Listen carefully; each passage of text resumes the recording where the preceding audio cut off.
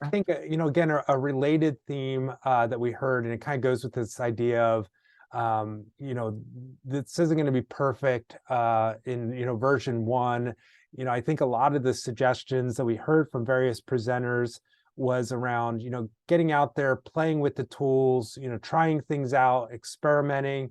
And certainly I think we can all resonate with the underlying thought behind that, right? If we sit back and we wait till things are perfect, will probably get left behind. But I think it also creates an interesting tension between, how quickly should we be moving so that we don't kind of fall behind, but also making sure that we're not moving so quickly that we're potentially creating harm within our organizations, given that obviously in our case, these tools are going to be directly impacting our employees and their livelihoods. And so I think this is a question that the field will really be wrestling with for some time.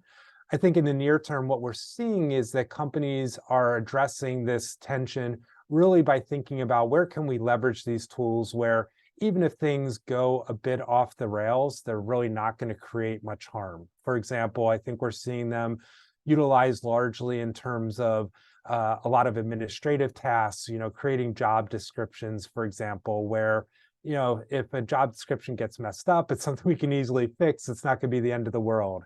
Or, even in terms of kind of tier one employee support, if an employee needs to escalate that to human, intervention, they're able to do that if they don't get the answer they need, at tier one through a chatbot, so to speak. So I think what we're seeing is that companies are being somewhat cautious in terms of where they're really leveraging these tools and are avoiding some of those high stakes situations where you could really see more adverse impact, such as in cases of hiring and talent acquisition, in terms of performance management, in terms of rewards decisions.